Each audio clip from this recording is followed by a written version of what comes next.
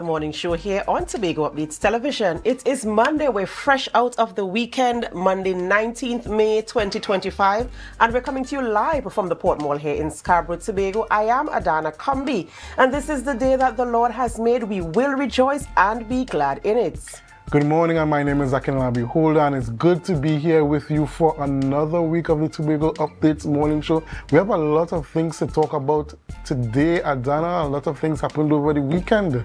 That's right, that's right. And of course, we have to bring all the information to our viewers this morning. And we're so happy that you're here with us this morning as we go through these conversations.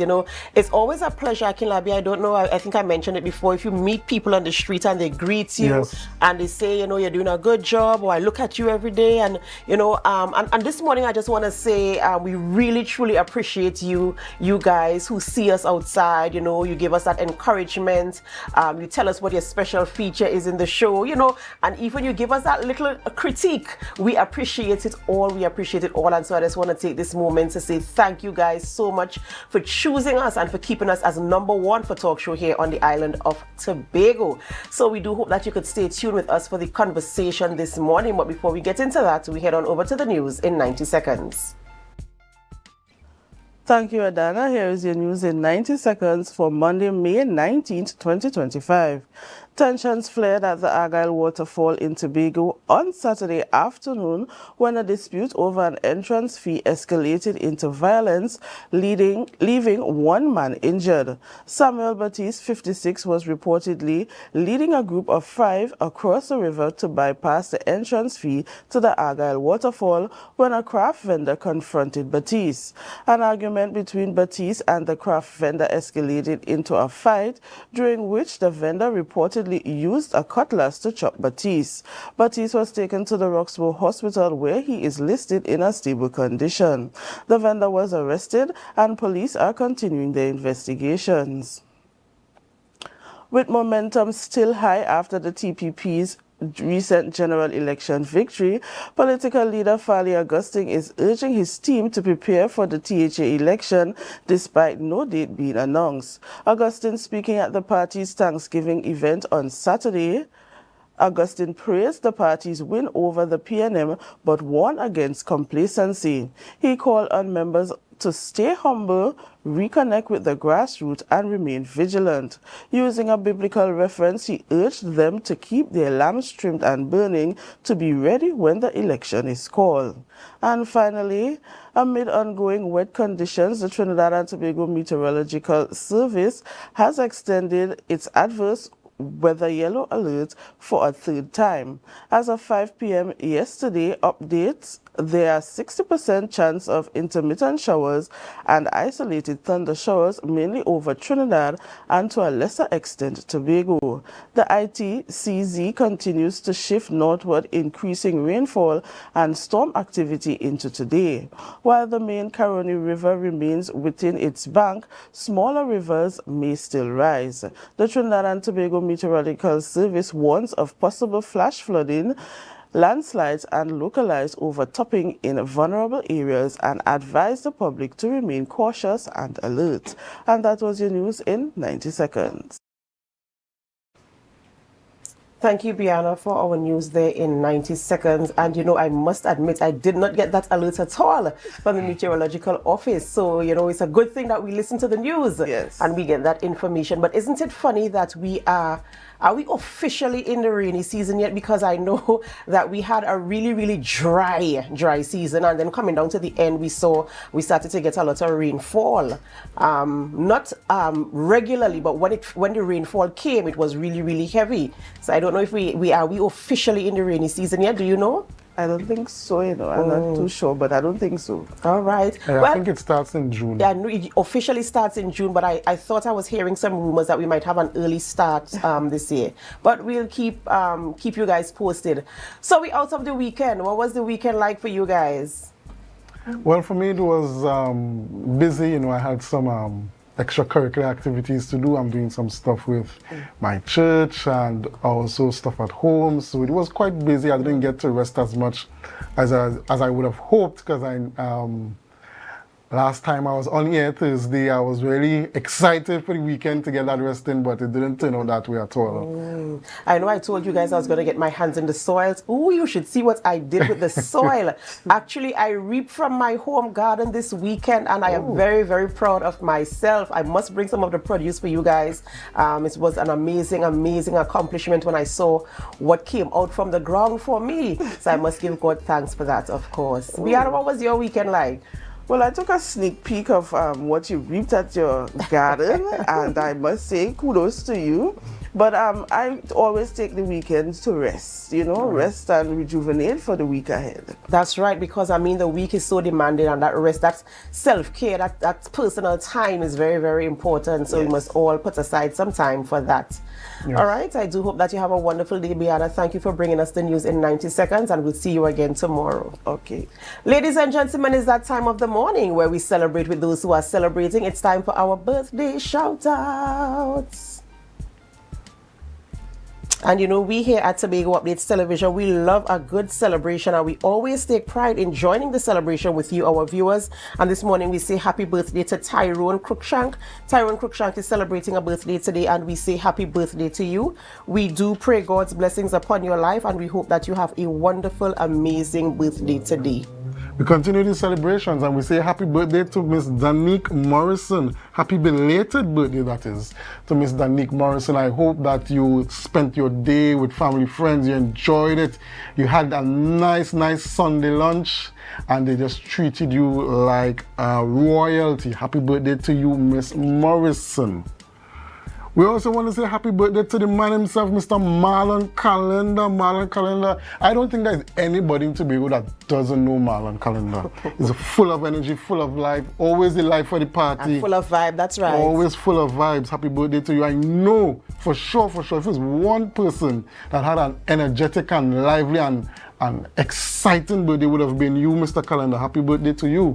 That's right, that's right. We continue the celebrations. We say happy birthday to Natalie Akindele. Natalie Akindele is the First Lady of Victory Outreach Church. And from all of us there, we say happy birthday to you. We pray God's blessings upon your life. And we do hope that you have a wonderful, amazing birthday. And we pray that God continues to bless you. He continues to strengthen you and gives you the wisdom to continue leading the people of God as you are called to do. So happy birthday to you with much love. Happy birthday to Miss QJ Stewart. Yes. Happy birthday, QJ Stewart.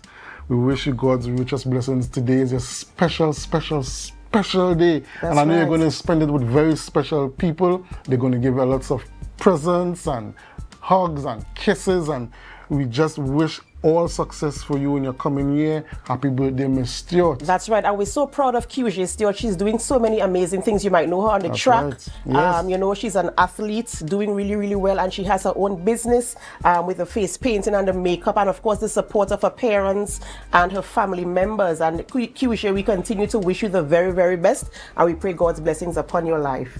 And rounding up the birthday celebrations for this week, drum roll, drum roll.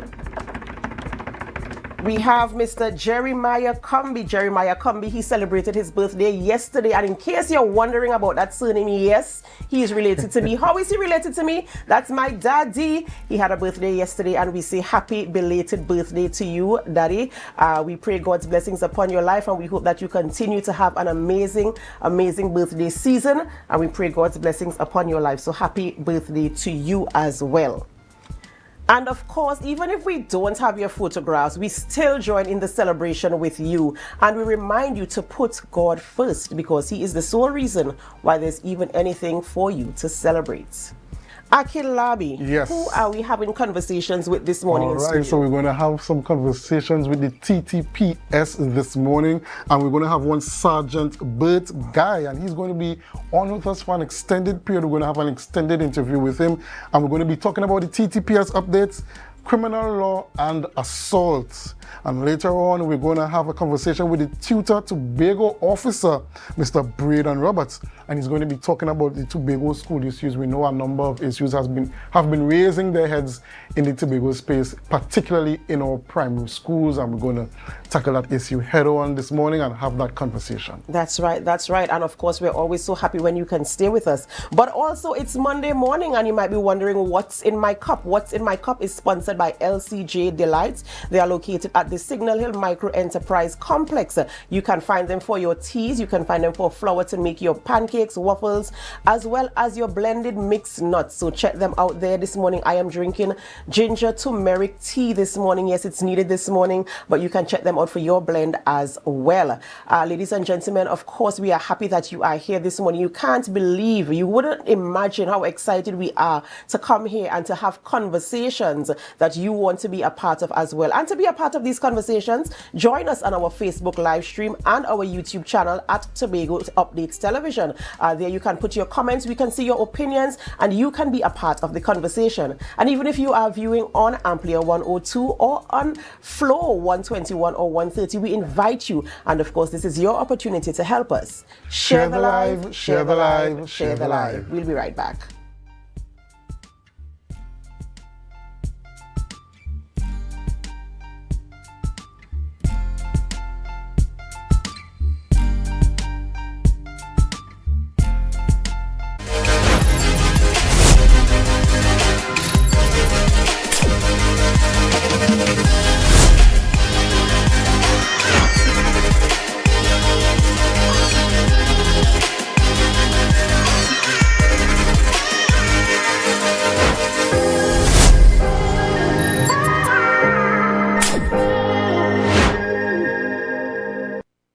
Quartz is well known as the Caribbean's largest retailer, providing consumers for generations with the very best products to enhance their homes. This year, we bring our expertise to businesses. Quartz Business Solutions will serve small, medium, and large companies with the very best products at the most competitive prices, backed by warranties and after-sales support. Hoteliers, office managers, restaurants, and so many more. Quartz Business Solutions, a brand of the Unicomer Group.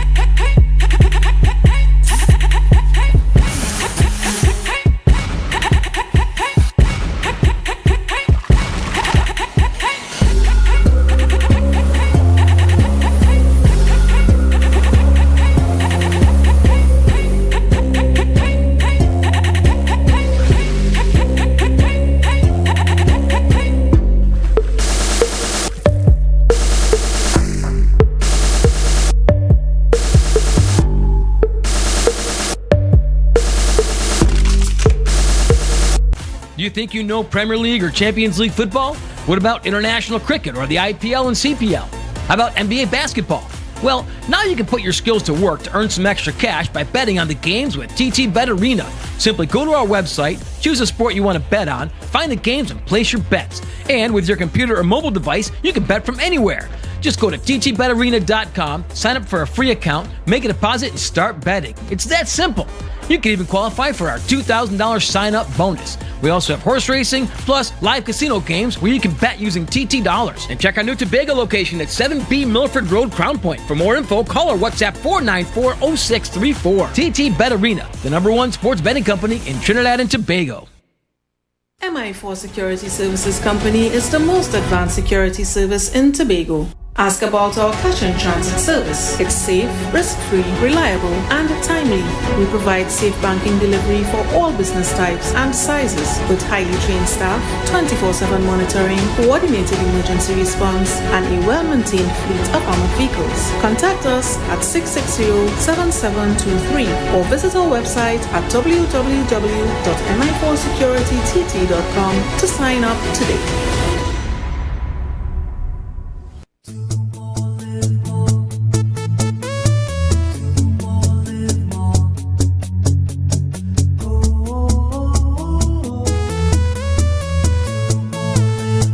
This is how it's gonna go. They better look up below, 'cause this is your show, and everybody's gonna know. Say it to them once again. They better look up below. This is your show, and everybody's gonna know. That's how it's gonna go. They better look up below, 'cause this is your show. Live more.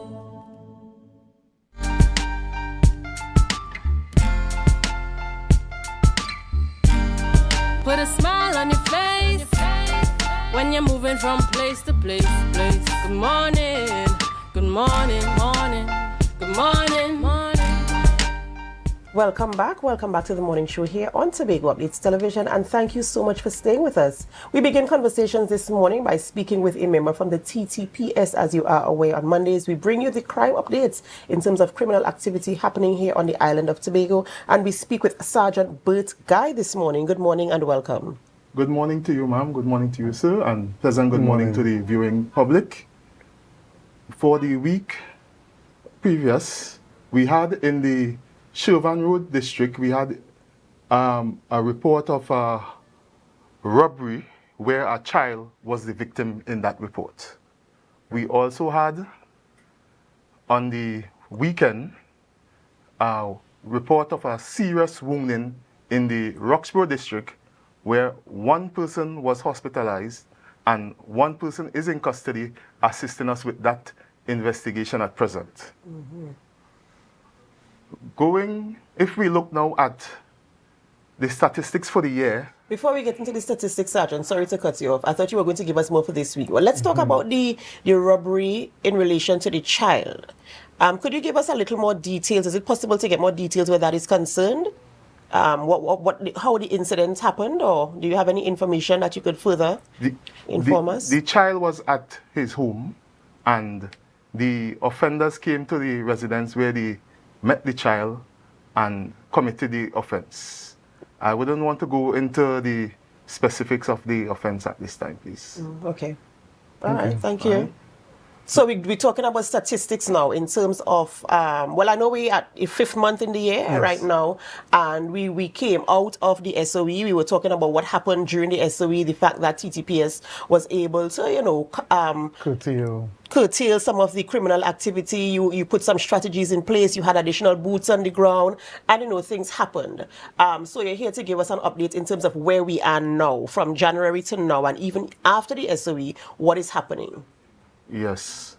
So in relation to serious reported crimes, if we are at a 30% decrease for the same period last year. This current year, we are at 262 reports of serious crimes compared to 292 for the same period last year. We have a detection rate as well of 34% in relation to serious crimes this year. Okay. So, Sergeant, I've seen that, we all noticed that there's been a serious reduction in terms of murders in Tobago for the year. What can the TTPS attribute that to? That would be attributed to we have had more boots on the ground, and also we have, thus far for the year, we have 3 murders compared to 8 for the same period last year. and the 3 murders for this year are solved. Okay, so they've Right. already been solved. Yes, and we are also working on solving some murders from the previous year. We have a collaboration of the gang unit, the CID, and also the homicide in Tobago working together to bring some resolution to previous year's murders as well. In terms of collaborations with other stakeholders, other agencies with responsibility for protecting and, you know, stuff like that, how has that relationship been in terms of working together with them to ensure that, 1, you put strategies in place, 2, you have the human resource, and 3, that there are deliverables in terms of things that are actually happening? Well, it is ironic that you should ask such a question because just last week, I was a part of a training program which included, it was held by the TTPS, however, it included persons from customs, immigration, the port authority, the airport as well. And also, in addition, there was also a program carried out by the CID in the previous week in relation to sensitizing persons at the hospital, how to deal with situations when they come there in order to preserve evidence and all these things. So the effort is there, the effort is Yes. being made, and people are kind of understanding what their roles are in terms of assisting with curtailing crime on the island of Tobago. Yes, I believe so. So, and you also believe that public confidence is being restored in the TTPS? Yes, but this is an ongoing process. So by our actions on a daily basis, we try to interact with the public, let them know that we are not here against you, we are here for you, and we want us to work together to bring a resolution to any problem in society within the communities. As my co-host mentioned, the public confidence in the TTPS, the question I wanted to ask was concerning the communities, the cooperation within communities to help the TTPS in terms of fighting crime. Have you seen an increase in community participation in being the brother's keeper and looking out and keeping the TTPS abreast of things that might be going wrong within the communities? Yes, we have made some strides in that field, and I could speak about, if you look at the police youth clubs throughout Tobago, also the initiative by our ACPA Tobago, which is ROC, Rock Tobago, where we go into different communities. We have football sessions, Yes. footballers of yesteryear came and interact, and also police officers, they play football matches. So all of this is creating trust between the police and making us familiar with the members of the public. The Charleville Police Youth Club over the weekend had an activity what engaged the youths, and it was a very successful activity as well. I saw it on the social media. But in terms of community people coming to, community members coming to the TTPS with information, I think that's what Akinlabe was asking. Do you get that kind of collaboration where, you know, we have a tagline, if you see something, say something? Do you find the community coming forward and giving you information if they know something is happening within their community that is irregular, that looks like criminal activity? Do you get that kind of cooperation from them? Yes, generally speaking, we do. However, there is always room for improvement, but we do get assistance from the community. And how have you found that to, of course, help you in terms of solving crime, detecting crime, and dealing with crime? Well, most of the time when a crime occurs, the police officer will not be there.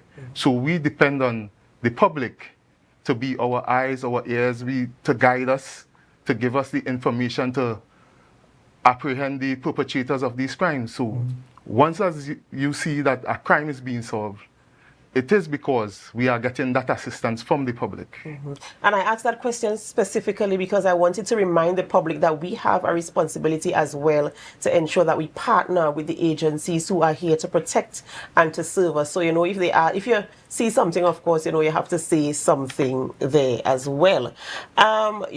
Sergeant Guy, I know there's a lot that we have to talk about, and we are also going into criminal law and assault later on in the conversation. But before we get to that, I just want to wrap up in terms of your statistics and where you are now. I know the SOE recently concluded, and just let us know a little bit in terms of what are the strategies, if you can say, in going forward in terms of dealing with crimes. I know you might have put some things in place during the SOE where the laws were a little bit relaxed. Yes. What are there things that you can continue doing in terms of ensuring you get that type of results? Yes, well, we have expanded our divisional task force, where we have a task force in the east as well as in the north and in the west. Prior to the SOE, there was only a task force in the west, which had to cover the whole island from the west. However, there is a east and a north task force as well, and that has been maintained since the completion of the SOE. Additionally, we have support from our counterparts in Trinidad through the IATF and the Guard and Emergency Branch, who has a base in Tobago operating within the Tobago space. And that has been maintained as well. All right, all right. Ladies and gentlemen, we're speaking with Sergeant Bert Guy of the TTPS, bringing us our crime updates here on the island of Tobago. We do hope that you could continue to stay with us. When we come back from the break, we shift gears a little bit and we speak on criminal law. And we do hope that you can be a part of the conversation. Remember, you can leave your comments on our Facebook live stream and our YouTube channel. Be a part of the conversation. Feel free to ask your questions and feel free to let us know your opinions and your thoughts where this is concerned. In the meantime, we have to go for a short break and we ask you to help us. Share the live, share the live, share the live.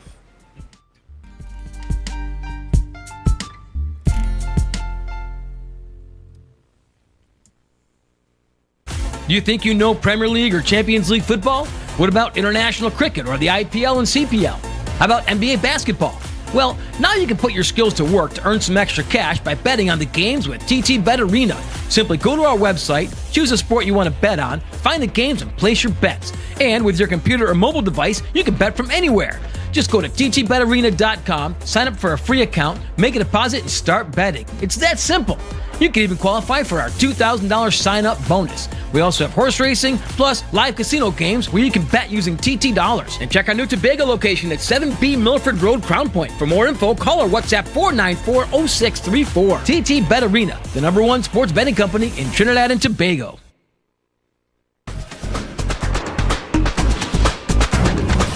With Flow Business's new smart solutions powered by super fast, reliable broadband, you'll feel like there are more versions of you working for you. From website design, development, and digital marketing to promote your business, 24/7 business class support to cloud solutions, security, and more. Multiply your growth today.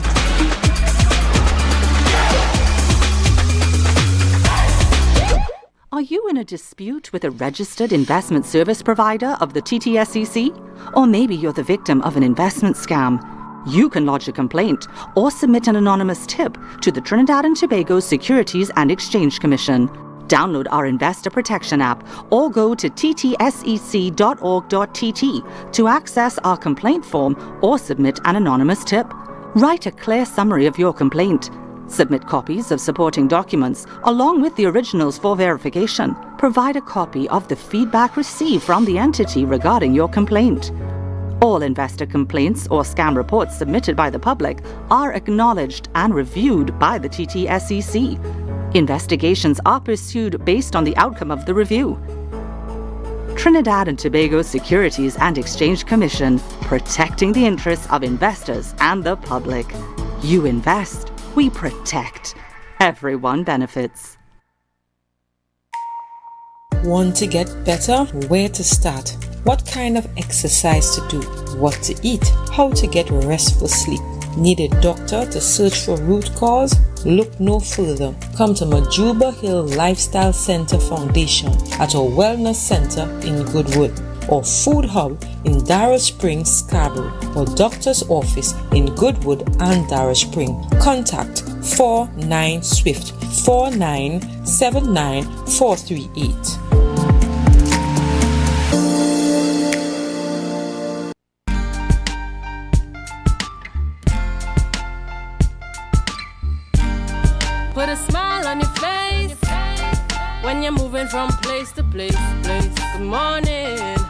morning, morning, good morning, morning. Welcome back to the Tobago Updates morning show, and we are in studio with Sergeant Bert Guy, and we're talking things TTPS, and we want to get into now criminal law and specifically assault and what the law says about assault. So, Sergeant Guy, just tell us, what is the criminal law and how does the law define assault? Right, so an assault is an act which intentionally or recklessly causes a person to apprehend immediate and unlawful personal violence. Right? This definition would have came about as a result of a case in England in the early 1963, right? Which was Fagan versus the Metropolitan Police. Just to give some context, in order for a crime generally to occur, there must be an actus reus and a mens rea.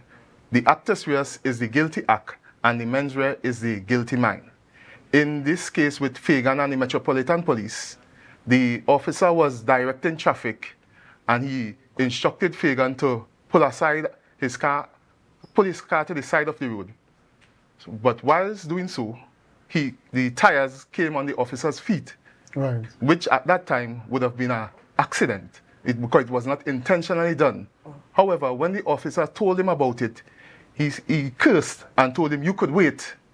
So now you had the act, and then by his words, you realize that his intention now, you got the guilty mind. So they came together, and the person, Fagan, was convicted for assaulting the police officer in that circumstance. Okay, so Sergeant, just give us, is assault only physical? Can it be verbal? And if verbal, what is But before we do that, Akinlabi, you know what? I really itching to ask this in layman's terms, because you gave a really nice example there in terms for us to understand exactly what you mean. So in layman's terms, right? If we're talking about assaults, and before when we were off air, you're kind of going through it with us. I want you to give us that kind of explanation in our local space here, in terms of, let's say, between my co-host and I, what kind of an example of an assault could take place?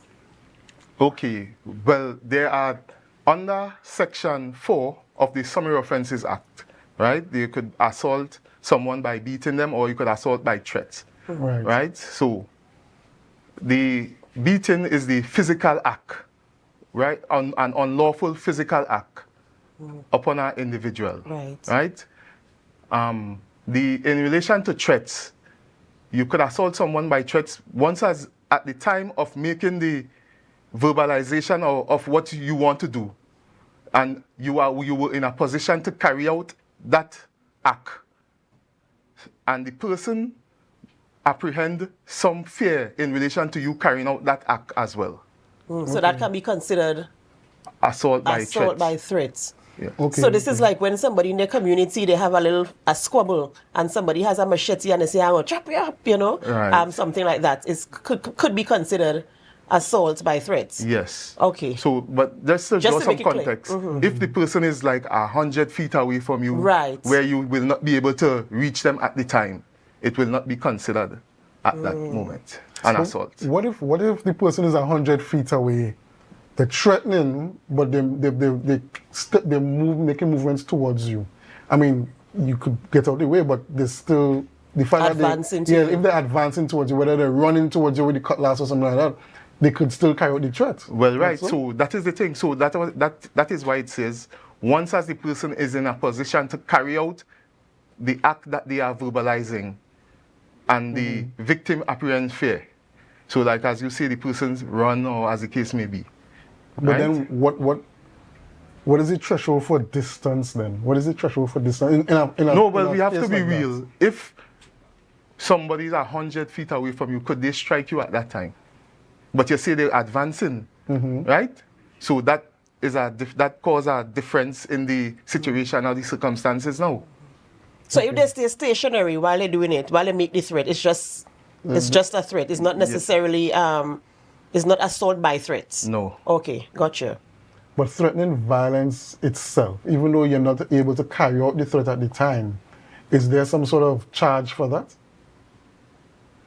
Not to my, I could be wrong, but not to my or any the approach collection. for follow-up or investigation, because I understand where Yes. AMPLIA is coming from.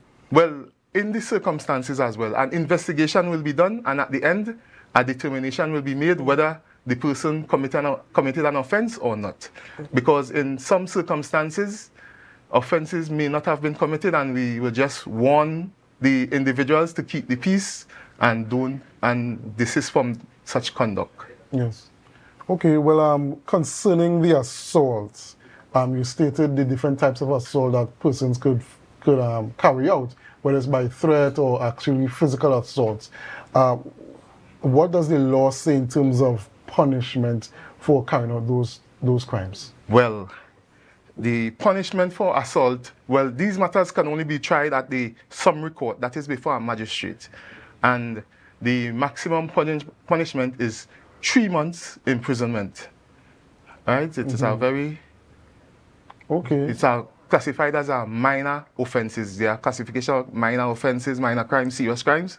This, as we speak here, is a minor offense. Oh, so in this case, assault is this, when they frame it as assault, it's considered a minor offense. Minor assaults. It's not like if I have that same machete and I come to you and I chop you with it, that's a major offense. Or is that Right. still So considered yes, minor? and so assaults could escalate and lead to other types of offenses. We have like assault occasioning a wound, assault occasioning actual bodily harm, which is also a summary offense. And we could also go to malicious wounding, which now is what we call a either way or hybrid offense, which could be tried before a magistrate or a judge, right? Okay. And then it could escalate as well higher to wounding with intent, right? Which is real serious harm, where in situations, if the person does not receive medical attention, they may die as a result of the assault. So that would be assault which could have caused a serious wound or someone to lose a limb, as the case may be. You know, in terms of, I want to go back a little bit, you mentioned in terms of assault with by threat. If nothing happens, you might call, you do the investigation, you come in, you warn the person, and you tell them, you know, or kind of behave for yourself now, you know, in our local parlance, you know, relax yourself. What if a situation like this persists? Yeah. So you came in, you had the conversation, you spoke to the two parties, or behave for yourself, go your separate ways. Next week, same thing. The week after, same thing. What then happens in a case like that, where it's a continuous type of assault by threat? Well, the police service, we can only operate within the laws. So as I said, the only thing we can do is conduct an investigation, and if someone is found to be liable, they will be charged. If not, we would still make an intervention and try to speak to the individuals to have them keep the peace. We see, so this has actually given us more context and given us a greater understanding, because we see very often in Trinidad and Tobago cases where somebody may have been murdered.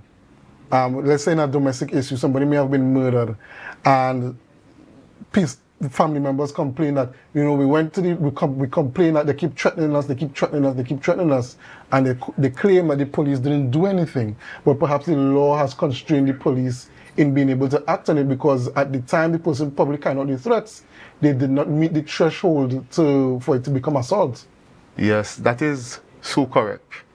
That is so correct. And equally frustrating, because, I mean, we're talking here now about this thing escalated, and you spoke about the different degrees, Yes. but this didn't have the opportunity to get to those degrees. Yeah, it went those from degrees. cold to hot in an you know, instant. because the complaints kept coming in, but because you were restricted in terms of carrying out the law, you can't really do anything until something happens, you know, and it's very, very frustrating. I wouldn't use the term that we are restricted, you know, but in every society there are laws, and we have to, all citizens, once as you are within that society, you have to operate by those laws. You can't go outside. You can't shift the goalposts. Yeah, yes. Go ahead. So, you know, it really is interesting, and I'm happy for the definitions of the action, so that people can kind of understand what can happen if something happens. For instance, if you are the vulnerable person, you are the person being threatened, or you are the person being assaulted, the steps that they can take. What are these steps that this person can now take to ensure that they one logger report, they reach the TTPS or whatever it is, and in terms of safeguarding themselves in the event that there might be a reoccurrence of the situation? Okay, so we would advise, the police service would advise persons not to take actions into their own hands. If you have a dispute, you should come to the police and make a report. You don't even have to come to the station. You could just call and the officers would appear. That is our standard operating procedures. You don't have to come to the station. And officers would appear and then they would interview persons. Well, they would conduct an investigation, interview persons, and as I said, if anyone is found to have committed any criminal offense, we charge. There are instances for, say, like if the persons reside in the same household and they have this dispute, there is the avenue where you can go to the court and obtain an order restricting them from threatening you or using violent language towards you. And if you breach that order, you could make a report to the police and the police could arrest the person based on that order. In your experience, how effective have those court orders been in those kind of situations? In terms of restricting the person from actually... Well, I have seen situations where persons have actually moved out of the residence because of these kinds of actions. So I would say they are very effective. Okay. Very, very interesting. I mean, a very, very interesting order because, I mean... Well, it basically is a protection order. Yes. So, you know, for family members. Right. It is not open to all classes of individuals. Okay. So it is specifically specifically for indwelling, right? Okay. Got it. Okay. I mean, this topic is so very interesting. You know, I never really thought about these types of actions in this way. I just know what is a crime, what is right, and what is wrong. But, you know, I'm really happy for the breakdown here. And I want you to continue. I want you to continue with the breakdown and the explanation so that we kind of at a good place so we understand exactly what our rights are and the approaches we can take to ensure that we're safe. Yeah. Let me just talk about another type of an assault, which is an aggravated assault. This is under Section 5.1 of the Summary Offences Act. Now, the police will not charge you for this offense. They will charge you for an assault, the basic assault, which we spoke about earlier, and the magistrate now is the one to deem this assault aggravated. And the reason why is because this assault was inflicted upon a female, a child, someone who is under the age of 18, so an old or sick person. So basically someone who is incapable of defending themselves. And the reason for raising it to an aggravated assault is because, as I told you before, the sentence for someone found guilty is 3 months, but if the court deems the assault aggravated, the sentence is now 6 months, the maximum sentence. You would not believe, I thought aggravated assault was something completely different. I thought aggravated assault was when someone eggs you on and you react violently. That's what I thought aggravated assault was. So just getting this information it makes me understand the law a lot more, you know, understanding the nuances of the law and that kind of thing. So in terms of these aggravated assaults, does it extend towards persons with disabilities? Yes, that's why it says infirm. Oh, okay. Okay. And you know, I really wish we had more time to go through. These are the kind of conversations that we really want to have more time to go through so that we can have an understanding of what is happening. I mean, we could understand the terms as Akinlabi just said. He really now understands what aggravation is in terms of the law, in the context of the law. So I hope we could have a part 2 of this conversation, but because of time, we have to bring the curtain down on this conversation this morning. But before we end, is there any additional information you want to share before we go? Well, I would just like to encourage members of the public, when confronted in situations, in disputes, to exercise some restraint, some emotional intelligence. Right? You know, you could identify what are your triggers, and once as you realize someone is getting to you to cause you to act out in a manner that may be unlawful. You find some way to de-escalate, walk away. Okay. You know, some words of advice there, and of course the information in terms of the awareness of what the terms are where these activities are concerned, and what you can do to ensure that you are in a safe space. Of course, you know, viewers, we want to know your comments, your views on this. Of course, remember, you can leave your comments on our Facebook live stream and on our YouTube channel. Tell us what you want to hear us talking about on this topic. Of course, we want to have a part 2, and if we do, we want to know what you want to know as well. We've been speaking with Sergeant Bert Guy of the TTPS this morning, as he brought to us the TTPS crime updates in terms of criminal activity happening here on the island of Tobago, as well as criminal law, specifically assault. We have to go for a short break before we continue conversations here in studio this morning, and as we go, we invite you to help us. Share the live, share the live, share the live. We'll be right back.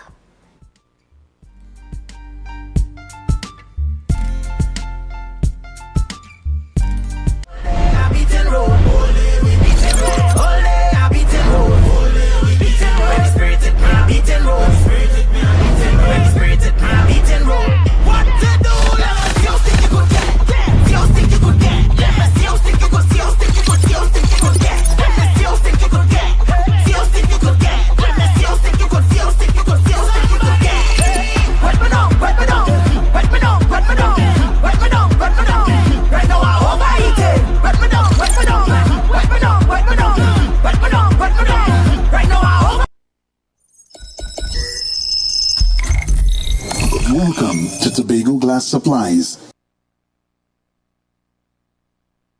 where innovation meets excellence and service reigns supreme. Well, I want a proper window for me house, yeah?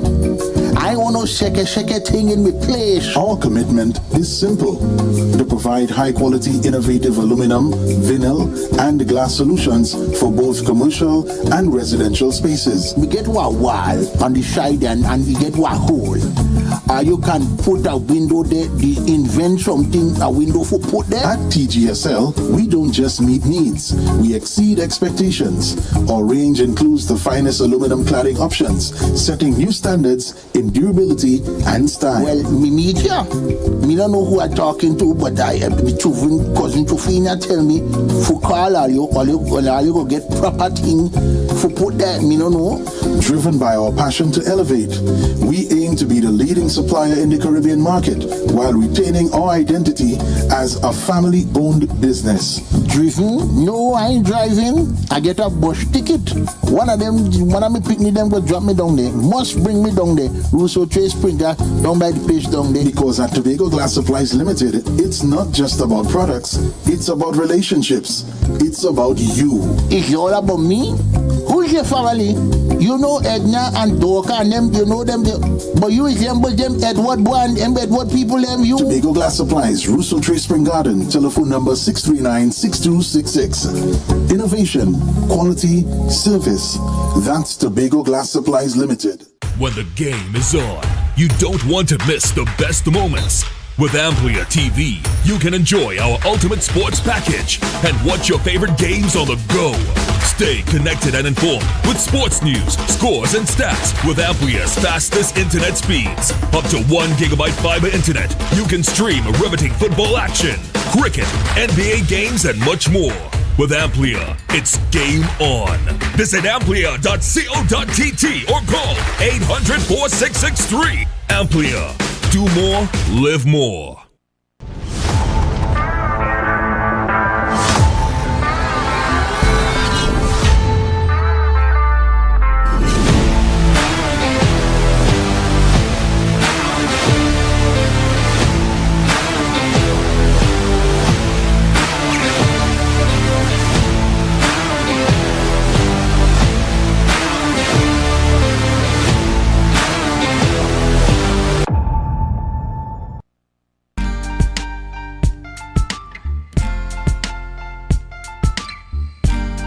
Put a smile on your face when you're moving from place to place.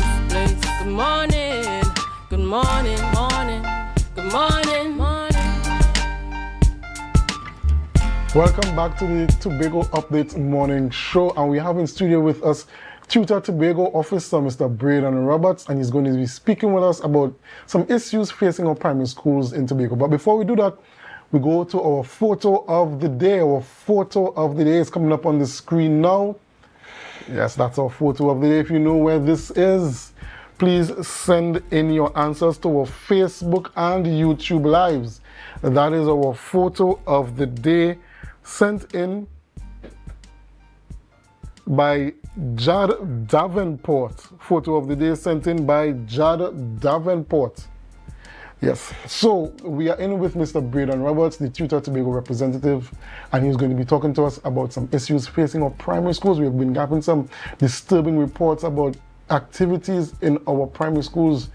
Good morning and welcome to the Tobago Updates show, Mr. Roberts. Good morning to the entire family of Tobago Updates and those who are viewing and listening. So, Mr. Roberts, let's get right into it. What are some of these? We've seen some disruptions in our schools, particularly at Scarborough RC. I believe that was in March. And earlier this month, we saw some disruptions at the Moriah Government Primary Schools.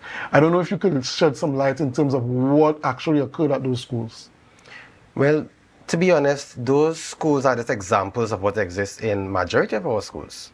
We are getting reports that our primary school students are seeking to compete with those who are giving trouble at the secondary level. At primary level, you are talking about 10-year-olds, 11-year-olds and under. And the level of disrespect some of these students are showing. Now, those students who are not performing well in their academics are the ones who are giving trouble. Right. So the issue is on two fronts. We need to be able to cater to their educational needs, and we also need to cater to their behavioral conduct and conforming that to the needs of society. What is causing the great outcry and the frustration by teachers is a lack of support that we are getting from both parents and from the division in putting programs in place. We understand that the division may have limitations based on the national scope in terms of all these rights that we have for children and not for adults. So a child has a right to education. There are no programs for those who are not conforming and not performing well in our school system. So what happens, whether the child is behaving good or not, they go through the system. Yeah. And our young children understand that nothing much happens to them when they misbehave. We have the parents on that level where it's very disturbing that they're not even coming to the school to find out how they can assist. Once they hear anything involving their child, their golden child, they vent and they send these disturbing messages to the teachers and the principal and so on. Some of them on that level of threat. I saw that the officer was here earlier talking about threat and so on. But we're not getting the support even from the police officers. So teachers will go to the police station to report some of these things and they hesitant to even take the report. They are questioning if it's a threat or not. So we are seeking to demoralize our teachers. And then on the other side, hope that they will give their best to the same children that the parents are aggressive about. So when you bring these issues up in terms of the misbehavior of these students with their parents, you said they respond aggressively towards the teachers and that kind of thing. What are some of the things in terms of specifics they say? Are they aggressive? Do they use obscenities? Do they come to the schools and cause a ruckus? And two, what is the response like from the division when these reports are made to them? Right. So the unfortunate thing with the parents we are speaking about now would be some of the same children we complained about 10, 15 years ago are no parents. And the children who are behaving bad now would become parents. So sometimes when you send for a parent, it's not a parent of that good standing and good character, have discipline among themselves to even help discipline the child. So I would say with some of the messages that I have heard and seen, after hearing it as the one with Moriah, I had to take a thought, I had to take some time to catch my bearing. Because the language is filled with obscenities, because of course when persons are upset, they tend to raise their voice, their tone is different, they say things that they should not be saying.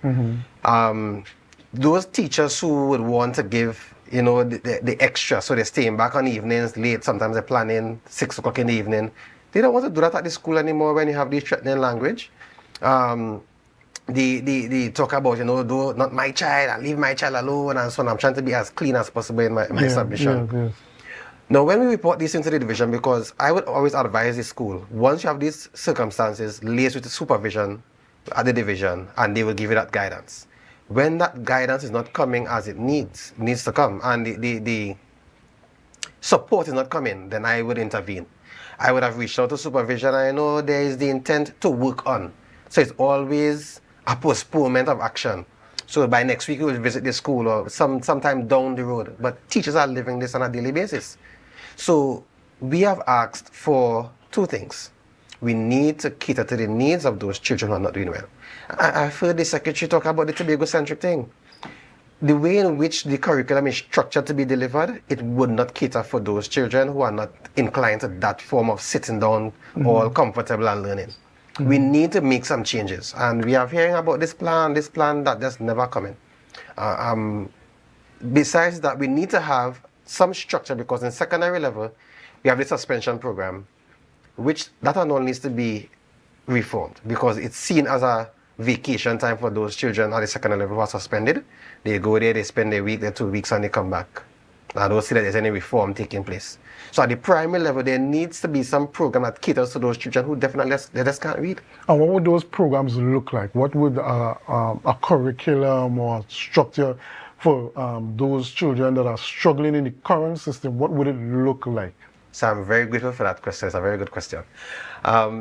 We have teachers who would have recently retired. In the past, we brought them back to do remedial teaching. So those children who weren't doing well, but they will come to the school, they will pull them out for particular sessions of the day to strengthen their reading and so on. They can bring back, they have options, they can bring back such a program, or we could have centers. Now, everything I'm speaking about here will be an additional cost. And it would be a cost whether you fix it or you don't fix it. So we may pay for the crime afterwards, or we pay upfront to fix the issue. So I think that is the hesitancy in the division and the ministry, because they should not have the same issue in addressing this in such a manner. So we need to have those children correct whatever challenges they have with their reading, because a child that cannot read would struggle in all the other areas of education, the way in which we teach. Right. So we need to have that reading program either at the school level or at particular centers. I know there's the adult literacy, but as mentioned, is adult literacy program. That is for those persons who have left the school. So we need to cater for those things at the primary level and the secondary level as well, because many students who go through the system at primary, entering secondary school, cannot read. They tendency to give trouble at the school. So, Mr. Roberts, as you mentioned that they're just going through the system, do you think it could be of benefit in the absence of a new curriculum being created for those who are struggling? Do you think it could be of benefit for us to sort of perhaps revert to the old system where children are struggling and we keep them back until they have gotten to a certain level to advance? Right, so the system then needed to be enhanced, because just keeping back a child doesn't mean that the program is going to shift. Right. Because there are children who are coming up to meet that child. So if there is this program of work that you are planning, where we are teaching content and not teaching children, you're just having the child go through the same thing that they weren't catching before.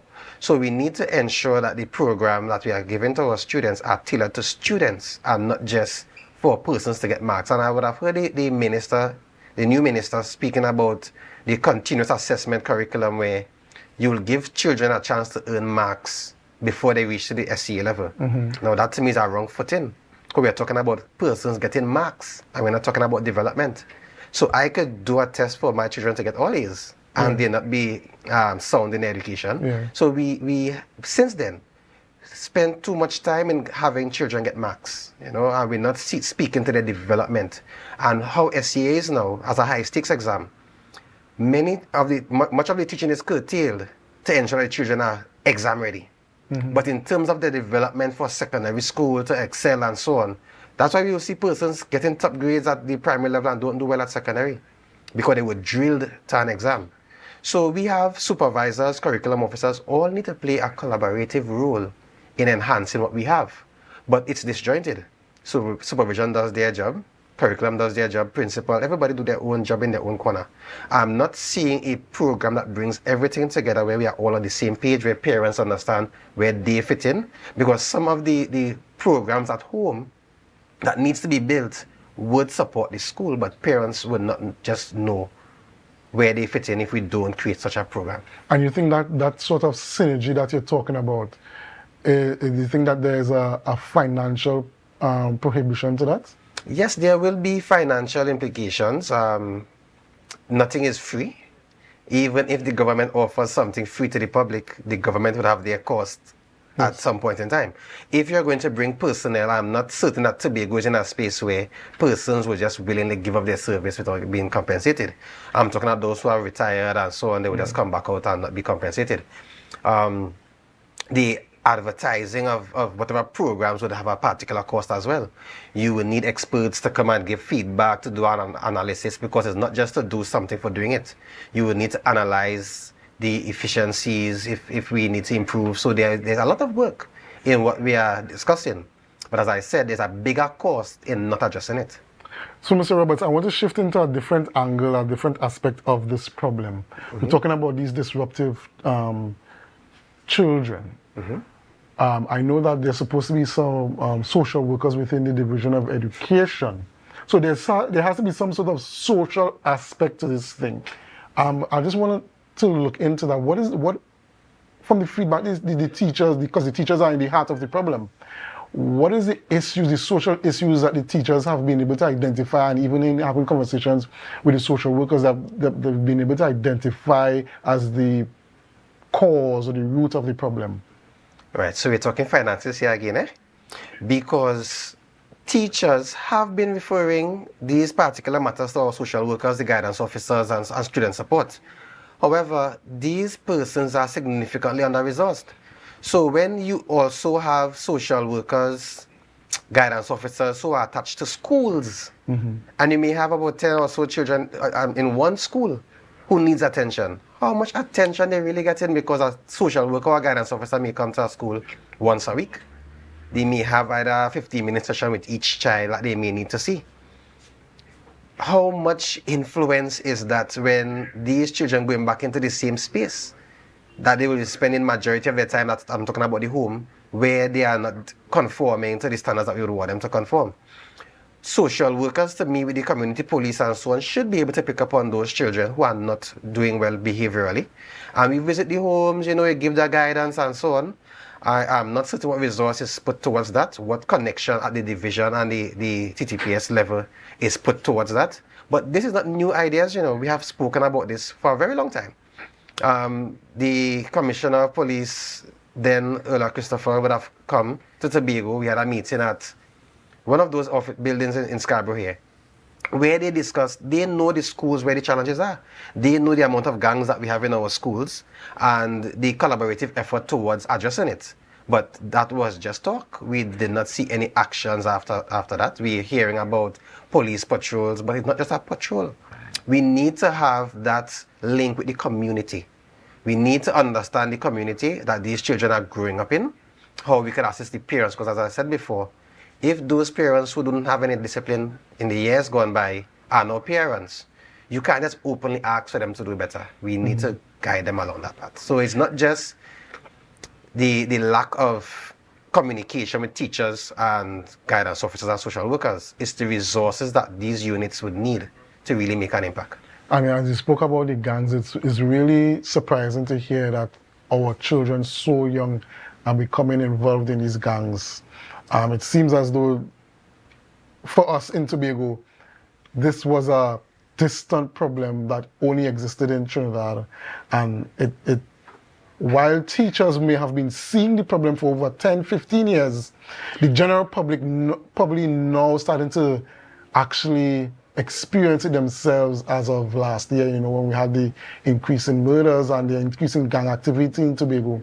And it continues into this year, even though it's a bit abated, but the school problem is now something new that the public sort of come into a realization of. In your experience and in the teacher's experience, is it that these children that are in gangs belong to families that are also affiliated with those gangs? Well, the possibility of that is very high. And remember, we are in a society that goes with the trend. So whatever is trending out there, they want to be a part of it. So even some of those children who may not even really be in gangs, and that's like how the 6 and 7 slang is. So they will associate a 6 and associate a 7. But there are those who I do believe are a part of that grouping in a serious way. Right. So if we do not address the narrative, and just to quickly mention the government's take on even with the Vibes Cartel thing, we need to know who are influencing our children. So it's not just about the Vibes Cartel. There are many other persons who are negatively influencing our children. I'm not saying Vibes Cartel is, but we need to assess, what we are leaving our children exposed to. And if we do not address the gang culture, yes, the primary school, those primary school persons are part of it. It's already cemented in our secondary school, where there are some schools where there are numerous fights with the 6 and 7 thing. So yes, we need to address those things. We cannot just hope that things will just work itself out. There are significant inroads these gangs are making in our school system. All right, Mr. Roberts, I wish we could have a longer conversation because we have so much to talk about concerning this issue, but we have to bring the discussion to an end here for now. Hopefully you could come back on at some other time and we could continue this conversation. Yes, ladies and gentlemen, so that is it for interview, and that's it for us for today at the Tobago Updates Morning Show. But before we go back to our photo of the day. Our photo of the day, it's coming up now. Yes, this photo was sent in by Mr. Davenport, and it's a photo of Argyle Waterfall. Photo sent in by Mr. Judd Davenport, and it's a photograph of the Argyle Waterfall, or photo of the day. And like I said, that is the end of our programming here at Tobago Updates, but our conversations continue with GMT. So stay with us, do us a favor, share the live, share the live, share the live. See you tomorrow.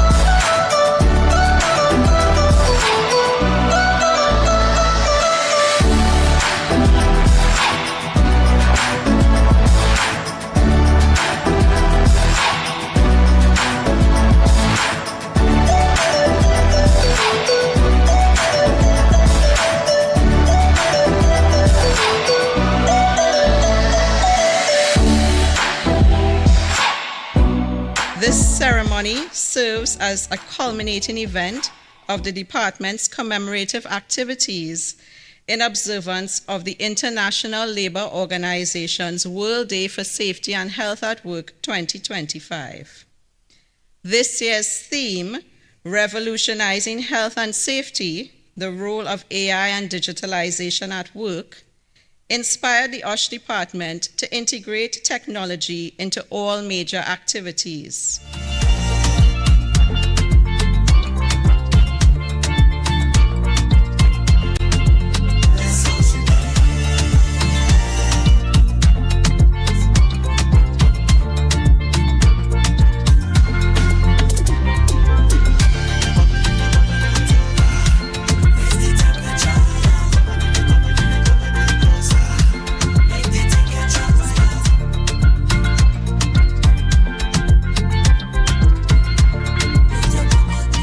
I think it's a fantastic idea.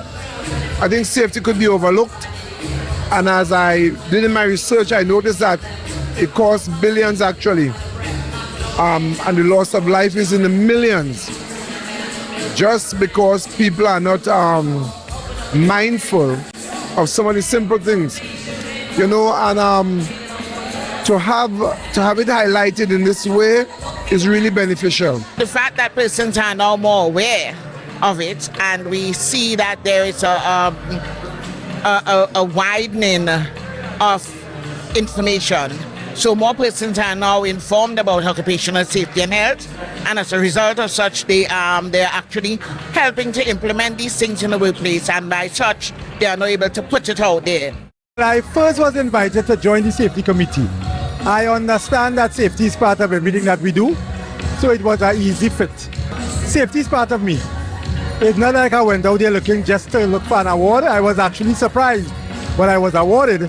It was just me doing my work, understanding that safety is over everything. This is the second year in a row I've won Employee of the Year, and honestly, it caught me by surprise, right? Yes, I work hard. I'm very, dedicated to my job. Probably a little too much. But it feels good that I'm actually recognized for making a change within my division.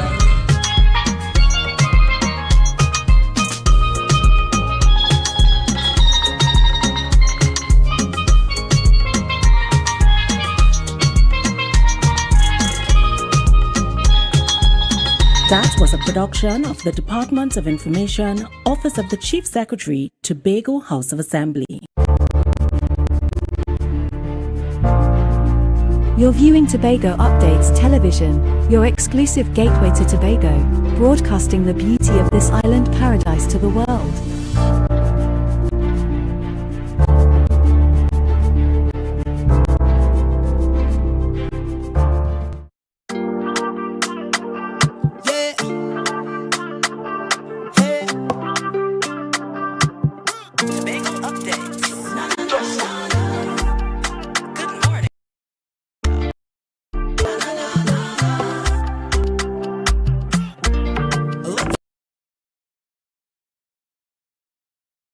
Rise up to a brand new dawning as the passion start to rise. The energy fill the skies.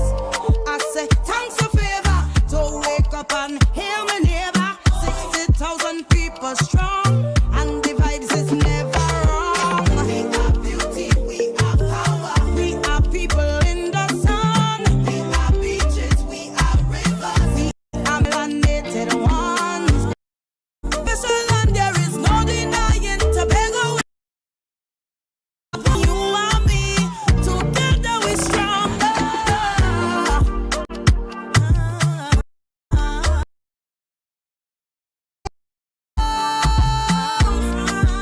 Good morning, Tobago. Good morning, Tobago.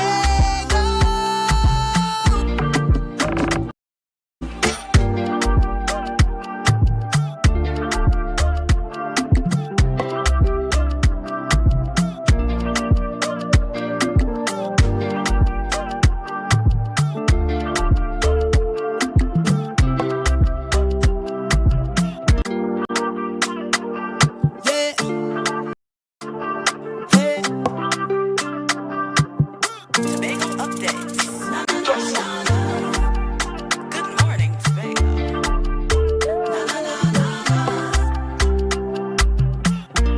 Let's go.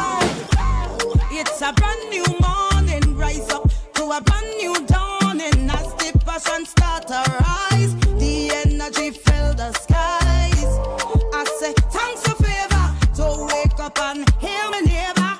60,000 people strong. And the vibes is never wrong. We are beauty, we are power. We are people in the sun. We are beaches, we are rivers. We are melanated ones.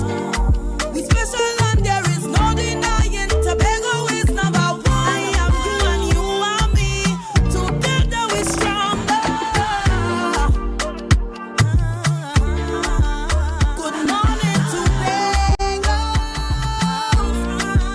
Good morning, Tobago. Good morning, and welcome back to Good Morning Tobago right here on Tobago Updates. I am your host, Chanel Felix. I know whenever you see me sitting here, it's because we're about to have those conversations that you want to have while I ask those questions that you want asked. But before we get into this morning's interesting topics and conversations, let's have our news in 90 seconds. Tensions flared at the Argyle Waterfall in Tobago on Saturday afternoon after a dispute over an entrance fee escalated into violence, leaving one man injured. Samuel Batiste, 56, was reportedly leading a group of 5 across the river to bypass the entrance fee to the Argyle waterfall when a craft vendor confronted Batiste. An argument between Batiste and the craft vendor escalated into a fight, during which the vendor reportedly used a cutlass to chop Batiste. Batiste was taken to the Roxborough Hospital, where he is listed in stable condition. The vendor was arrested and police are continuing their investigations. Additionally, with the momentum still high after the Tobago People's Party recently won the general election, political leader Farley Augustine is urging his team to prepare for the next THA election. Despite no date being announced, Augustine, speaking at the party's Thanksgiving event on Saturday, praised the party's win over the PNM but warned against complacency. He called on members to stay humble, reconnect with the grassroots and remain vigilant. Using a biblical reference, he urged them to keep their lamps trimmed and burning, to be ready with the next election to be called very soon.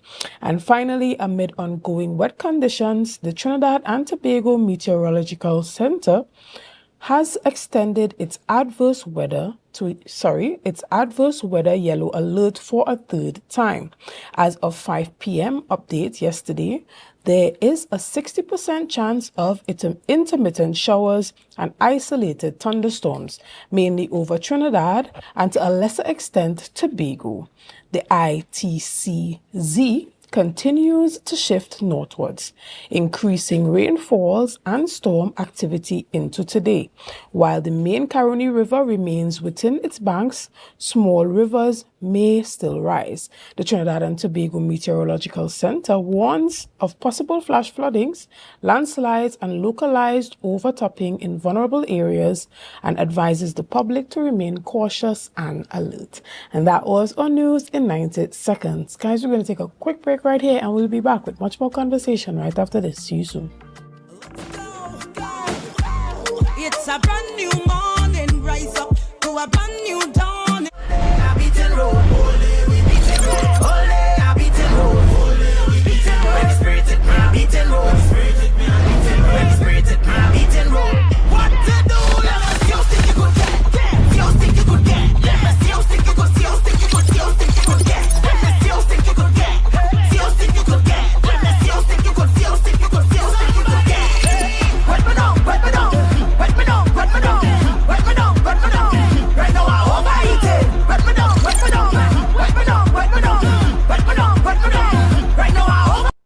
Courts is well known as the Caribbean's largest retailer, providing consumers for generations with the very best products to enhance their homes.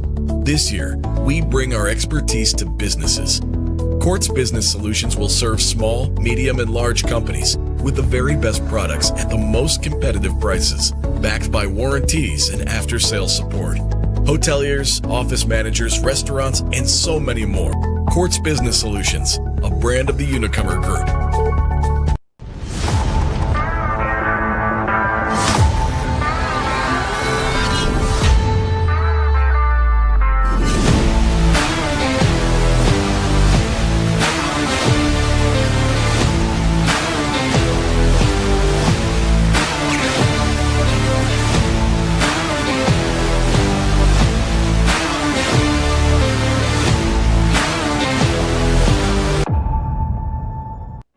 Guys, there are some new developments in housing in Tobago, so it's goat racing time. This is 116, the show that keeps you in the know with all things Tobago House of Assembly. Each week, 116 delivers a fun and engaging overview of the latest developments, achievements, activities, and events of our dynamic assembly. So join me. Let's dive into the Tobago House of Assembly's Week in Review right here on 116.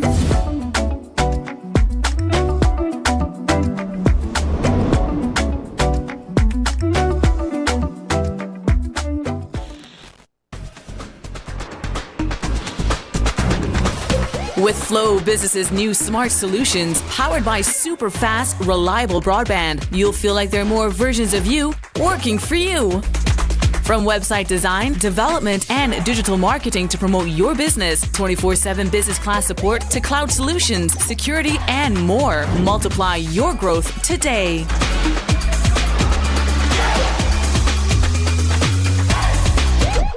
You can now get whatever you need whenever you need it anywhere in Tobago with Tobago. Your meals, medication, groceries, and shopping all delivered directly to you. No more hassle, no more stress. Get the Tobago app today on Google Play or Apple App Store. That's TAPPOGO and let us deliver to you. Check our website at www.tapogo.app or call the experts at 494-TOGO and 484-4746. Tobago. Relax. We will get it to you. Tobago's at your service. Are you in a dispute with a registered investment service provider of the TTSEC? Or maybe you're the victim of an investment scam? You can lodge a complaint or submit an anonymous tip to the Trinidad and Tobago Securities and Exchange Commission. Download our Investor Protection app or go to ttsec.org.tt to access our complaint form or submit an anonymous tip. Write a clear summary of your complaint. Submit copies of supporting documents along with the originals for verification. Provide a copy of the feedback received from the entity regarding your complaint. All investor complaints or scam reports submitted by the public are acknowledged and reviewed by the TTSEC.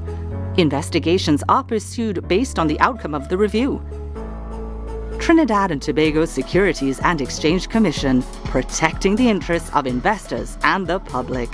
You invest, we protect. Everyone benefits.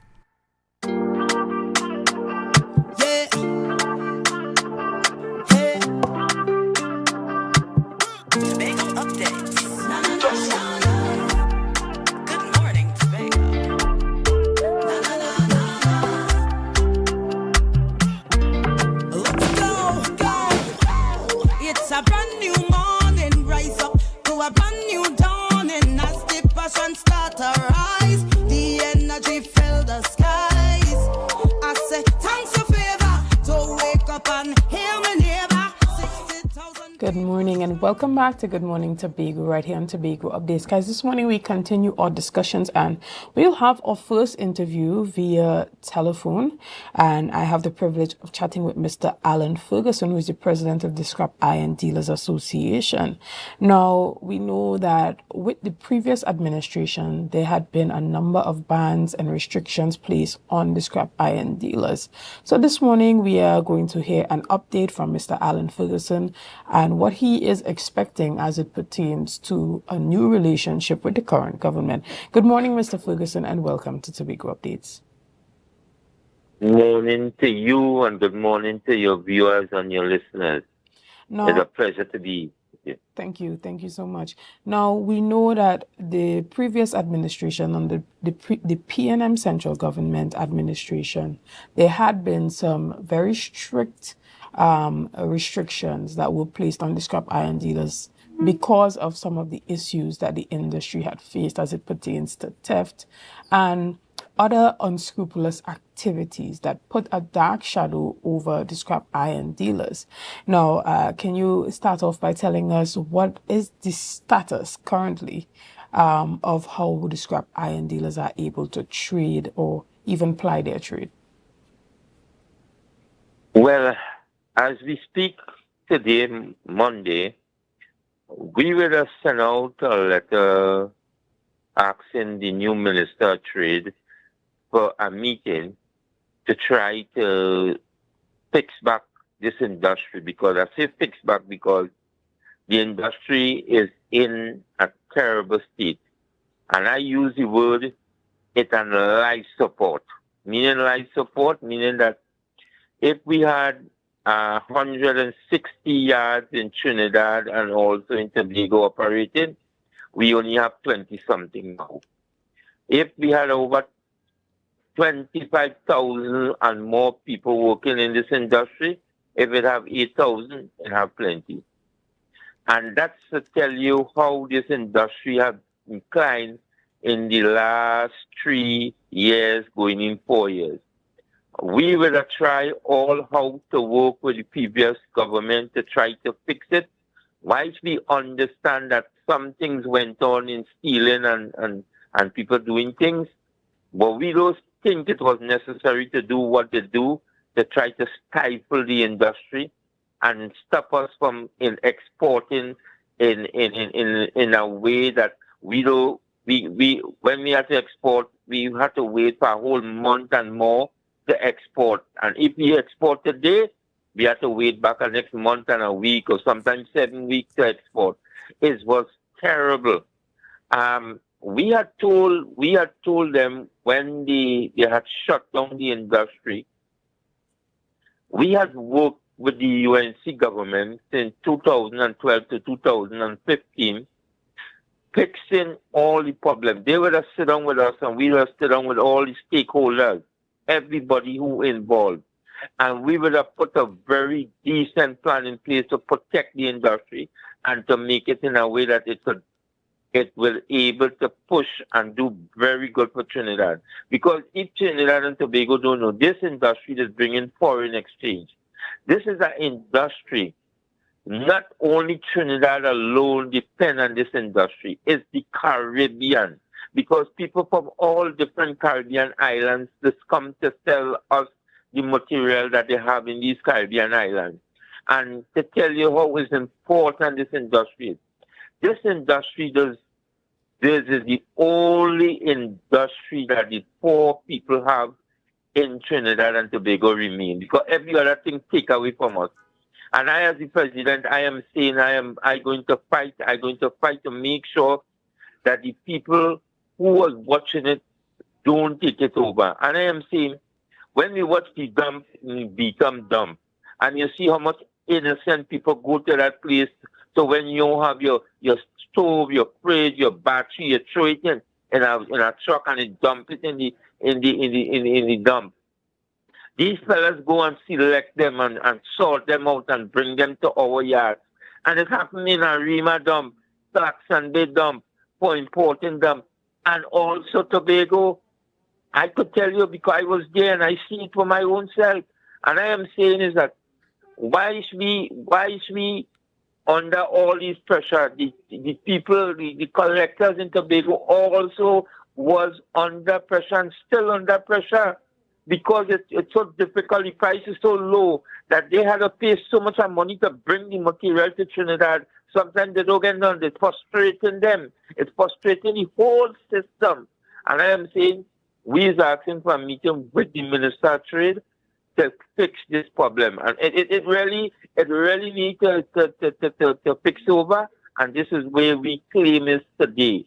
Right. And what are some of the key recommendations that the scrap iron dealers are making as it pertains to improving the industry and a number of the unscrupulous activities that occur surrounding that industry not being properly regulated? Well, number one, when we had to export the material to other countries, we had to furnish them with. If somebody come into our yard and bring in $100 worth of material, and we have thousands and thousands of transactions, every transaction, the documents, we have to, when we are planning to export the material, we have to do this every single time. We have to carry boxes of documents into the Ministry of Trade. We saying we want to done away with that. That is just slowing down the process and giving the people in the ministry problem because they have to go through all these documents to be able to give us our license. And you're talking about when and it takes so long to go through all these documents. I am saying before, if we have a problem with me doing transaction with anybody, the inspectors that they have could come in and look at the documents in our yard. Or the police could come because they have the right. They don't need to get a warrant. They don't need to get no approval to come to check whatever documents in our yard with our transaction. If we buy whatever we buy, they could come and check it out. It's free. That the law said that. So I don't know why we have to carry the material, carry the documents in the Ministry of Trade for us to get our license to export it. We are saying is that the export license must be a permanent thing. It must be for every transaction. This cannot work It's too much of pressure on us, and it slowed down the whole industry. We're saying they have the license, our scrapyard license, for 1 year. We saying, and it was recommended with us and the UNC government, that they put it for 5 years. So people don't need every year they have to be hustling to go into the ministry to get a license. We say 5 years. The collectors, we saying that the collectors must be able to register. Yes, register. Make sure that we do something that people could recognize the van collectors. We saying that it mustn't be that they have to have all these documents just to be a van collector, because you're running people from the industry. People, the collectors weren't able to get all these documents. We are saying also for the scrapyards, they want us here, but they don't want us to have.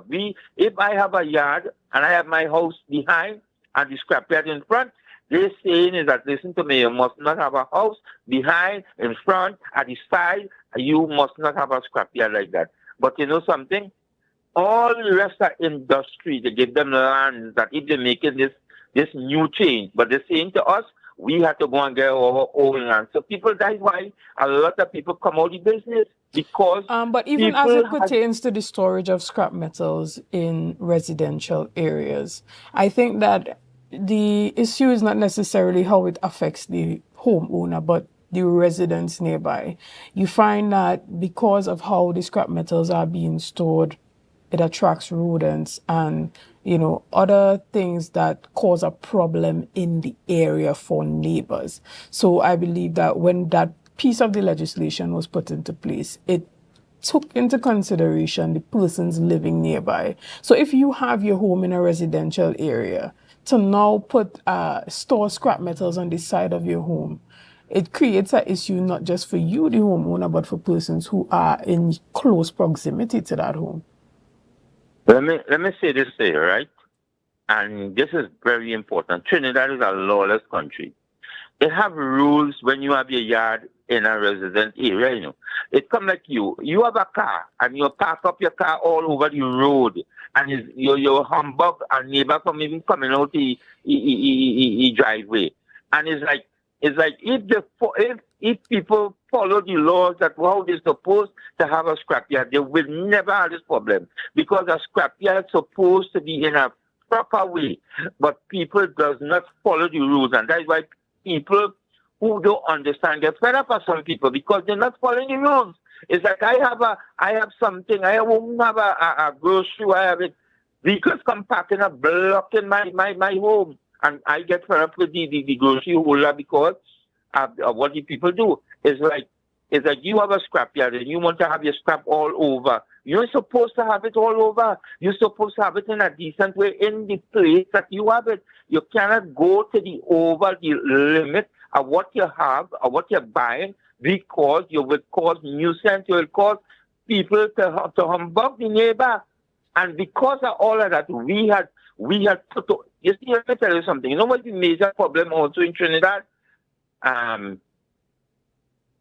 Enforcing the law. You know the law that we had before. We could have worked with that, you know, but it's because nobody was enforcing the law, and it caused people to do what they want. It's not about they don't have the law to govern the industry, you know. It's in enforcement. Look, I can tell you something now that you will shock, but I didn't go into that. What I am saying is that we're ready to sit down to work to make sure with this new government, to make sure that the industry run proper. I am saying yes. If we want to move people from having a business by their home, I have no problem with that, you know. But put something in place where they can be able to continue the business. If I hear the amount of land garden, people who plant in here getting and thing getting, and people who doing this, getting all these sort of things. We saying we doing a good to Trinidad and Tobago, because when you throw down your fridge, your stove in a rab, in empty land, we go and pick it up and bring it and sort it out and stop it from bugging the water course in Trinidad and Tobago. We do clean up for free. Is the industry lucrative enough for scrap iron dealers to be able to rent empty lands and ply their trade? Yes, well, I mean, say if you're doing a business and you can rent somewhere, I do have my own land and I'm not squatting by paying a rent, and my rent is a very large, because the land that I rent in is more than 3 acres of land, and I have to pay a good rate in reference to my land. I pay a big rate, and I could tell you other people is also paying tens of thousands of dollars for their place. So it could be paid, and the things could put in place.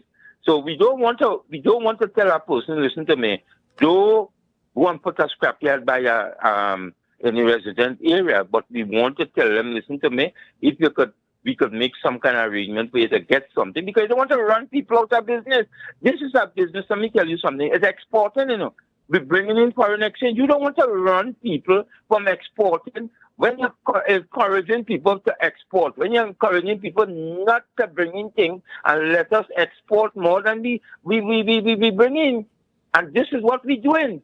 And when we look at it, when we have this foreign exchange problem, we supposed to be pushing this industry, and we don't want to stay by only working scrap. We saying is that we turn in this industry. When I take over the presidency in this industry in 2011, this industry nobody really didn't know about it. But we take it and we bring it to an industry where now it's such a modernized and technology we working with, which we used to take the hand and full containers. Now we're using machine to pull containers. When we look at it and we go to places like Singapore and other places in the world, and we as our association, we as a strong body worldwide, when we go to like Singapore, they say, listen to me, based on the knowledge in this industry, they had appointed us the leader in this region. I'm not talking about the Caribbean region, the Spanish-speaking country. They had said, listen to me, because they're all in knowledge in the industry. We have appointed already the leaders in this region. And I'm saying is that where people outside of Trinidad could recognize is that the people in Trinidad is doing a fine work in the recycling kind of business. The people in Trinidad sometimes doesn't understand the importance of recycling in the country, because this is something that, let me tell you something, which country, Trinidad and Tobago, for a small country, we produce a lot of rubbish, And I am saying is that the amount of garbage truck and all kind of things have to be involved in doing work and picking up the rubbish. We say here what we say. You give us the chance, you help us with the land, you help us to work hard, we could get rid of paper, we could get rid of plastic, we could get rid of oil, we could get rid of even your food, your food. We could recycle all these things. Right. And Mr. Ferguson, we will be back and we will continue to discuss the sustainable elements of the Scrap Iron and the Scrap Iron Dealers Association and some of the things that can be offered to the government. But we're going to take a quick break right here, and we'll be back right after this. So see you soon.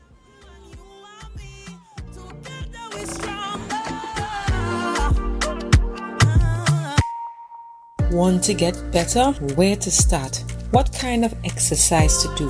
What to eat? How to get restful sleep? Need a doctor to search for root cause? Look no further. Come to Majuba Hill Lifestyle Center Foundation at our Wellness Center in Goodwood, or Food Hub in Darrow Springs, Scarborough, or Doctor's Office in Goodwood and Darrow Springs. Contact 49 Swift 4979 438. Do you think you know Premier League or Champions League football? What about international cricket or the IPL and CPL? How about NBA basketball? Well, now you can put your skills to work to earn some extra cash by betting on the games with TT Bet Arena. Simply go to our website, choose a sport you want to bet on, find the games and place your bets. And with your computer or mobile device, you can bet from anywhere. Just go to ttbetarena.com, sign up for a free account, make a deposit, and start betting. It's that simple.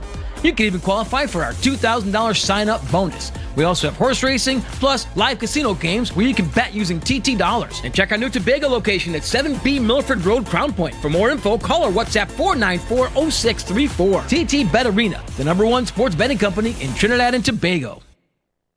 When the game is on, you don't want to miss the best moments. With AMPLIA TV, you can enjoy our ultimate sports package and watch your favorite games on the go. Stay connected and informed with sports news, scores, and stats with AMPLIA's fastest internet speeds. Up to 1 gigabyte fiber internet, you can stream riveting football action, cricket, NBA games, and much more. With AMPLIA, it's game on.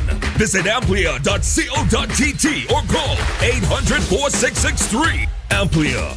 Do more, live more.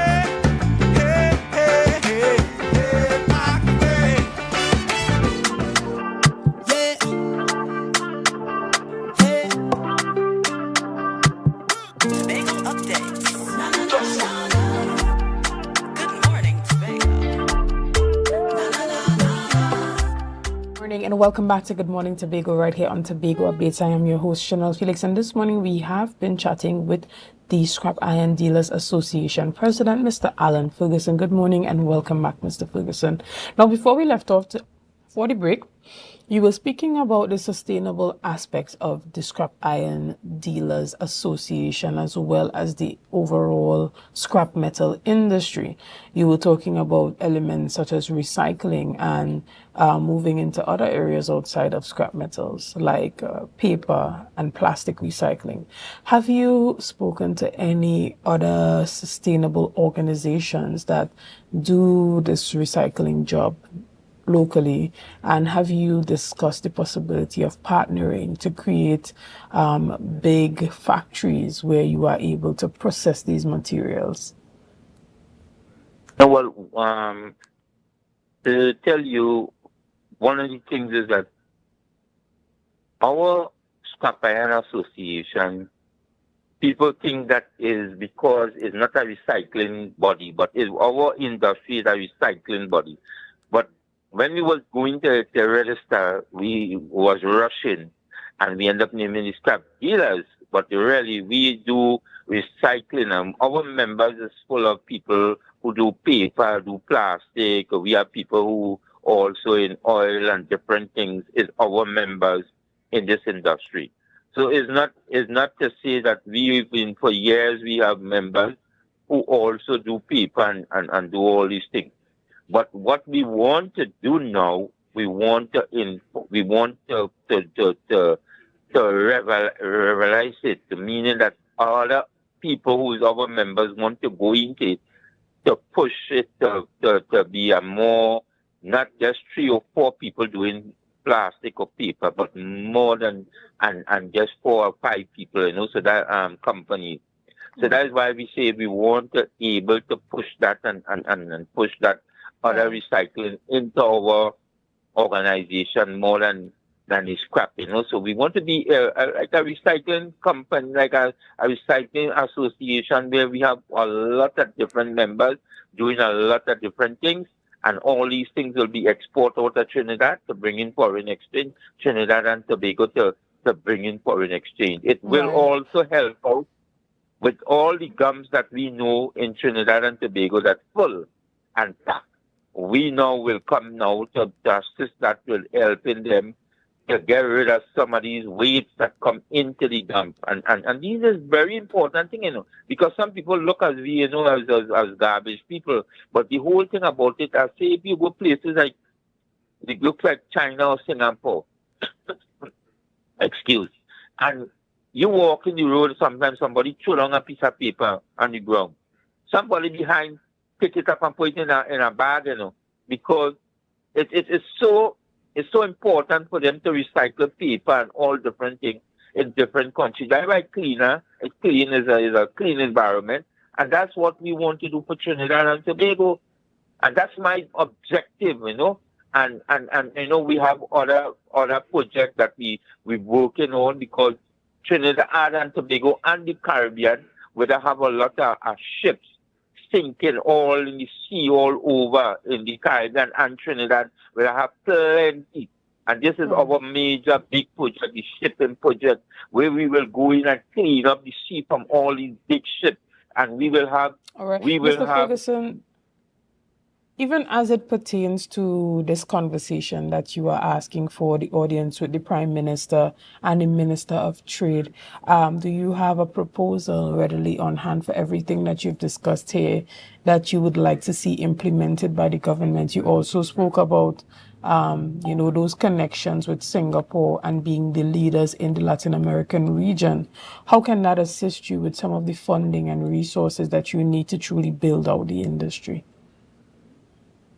Well, I will tell you, our association will spend hundreds of thousands of dollars putting all these proposals together. We would have to hire different people, because we do have the skills with all in our organization. And because of that, we would have to bring in a lot of people. We had people here from all different countries, all parts of the world, work with our projects that we want to do.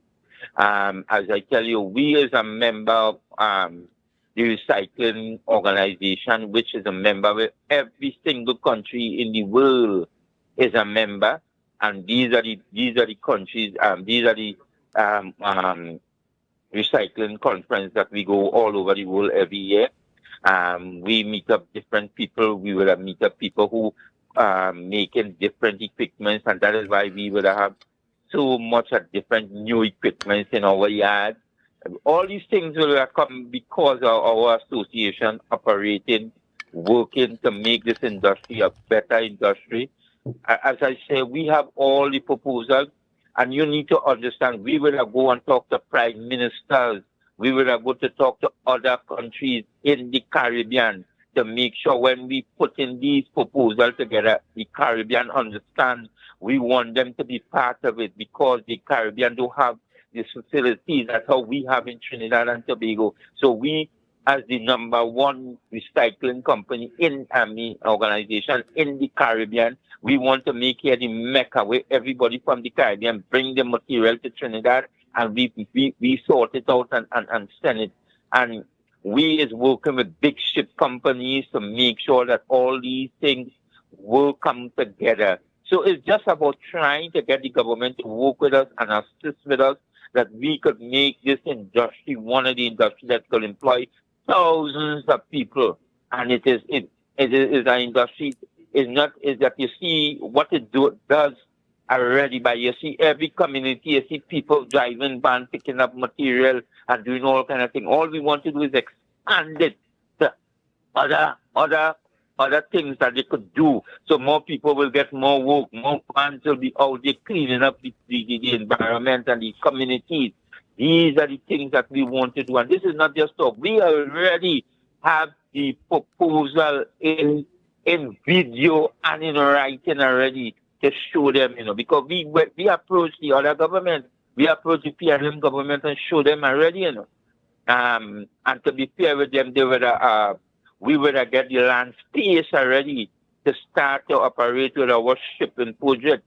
So it's just a matter of because of the industry is shut down, we get some hold back and we have to start over again. But otherwise, we have these things, and with my leadership and my team, work hard to put all these things together. It's not easy, It's something that each Trinidad and Tobago understand. We get the assistance here they would see something, a revolution in the recycling industry that they will never see, because we go outside and we see what's going on.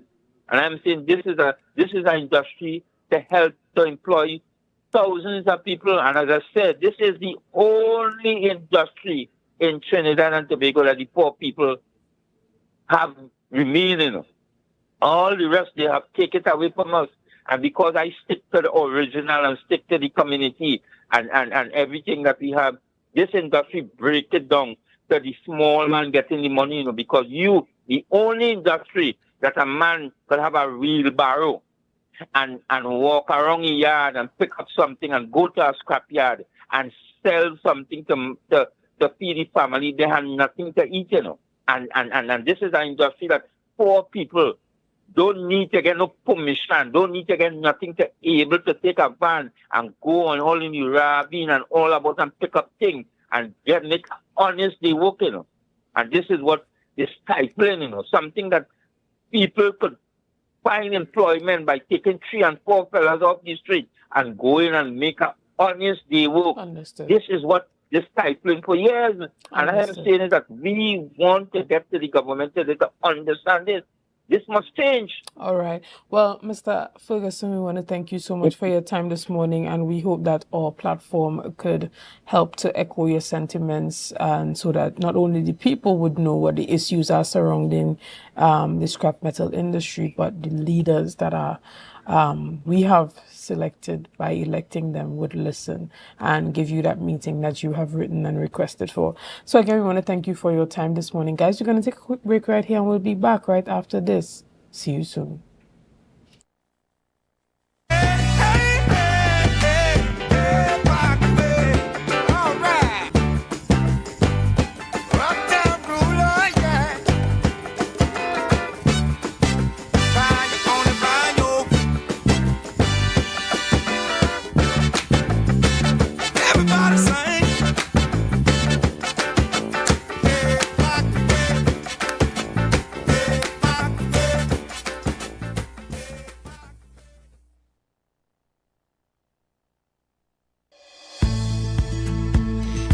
TNTech is pleased to advise that its Roxborough Service Center has reopened. Starting Monday, 10th March, customers can once more visit the Roxborough Administrative Building to pay TNTech bills, request new connections, and more. TNTech, powering the nation into the next generation.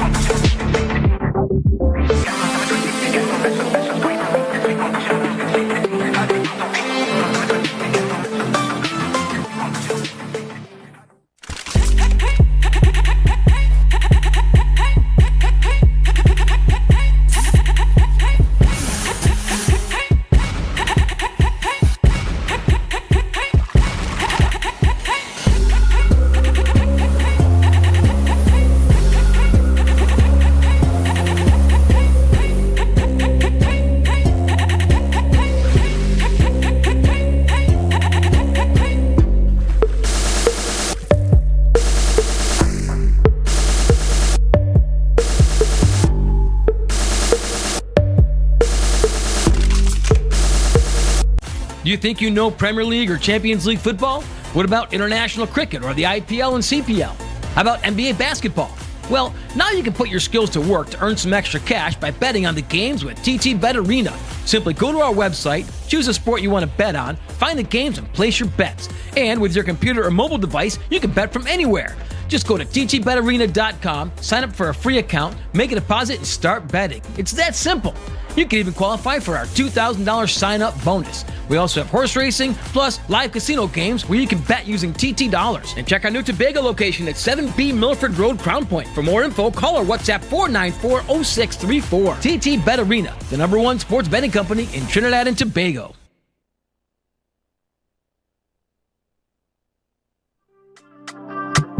Tobago updates. Good morning, Tobago.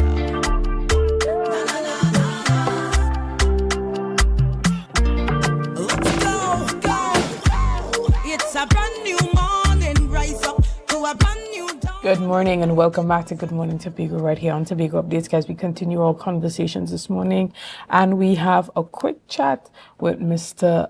Don Grant, and we are still talking about that Tobago Fashion Coda 7 that's going to be happening at the Magdalena Grand Hotel, and this is going to be taking place on the 31st of May. But before we even get into that, the Tobago Fashion Coda would be recruiting new models. So this morning I have the privilege of chatting virtually with Mr. Grant. Good morning and welcome. Yes, good morning to you, Chanel, and good morning to all the viewers and listeners out there in cyber world. Excellent. Now, you have established a casting call this week for models who are interested in being a part of one of the biggest fashion events to hit Tobago for the year. So tell us a bit about that. That is correct, Chanel. At the Magdalena Grand, of course, we are casting now from 2 p.m. to 6 p.m. on Tuesday, tomorrow. All models, all interested models come out and cast, and let's see how best you can stretch your stuff and get a chance to be a part of the Tobago Fashion Coda 7 on the 31st of May here at the Magdalena Grand. Right. And what exactly are you looking for? Well, there are the actual restrictions as to, well, I should say the measurements that required for modeling, but we are not looking for the atypical model, tall, slim. We're looking for full-figured models as well, and people who are of everyday people who can actually bring a garment to life on the runway. Excellent. And so is there an age group? Kids also invited to come? Would any of the designers be showcasing pieces that children can wear? Well, no, I must say there are no preteens or kids wear. They're all adult wear. And, we showcase what we do here mostly. We resort. The urban resort, you have designers like Daniel Clark from Florissant Black, Darian Phillips, she's doing swimwear.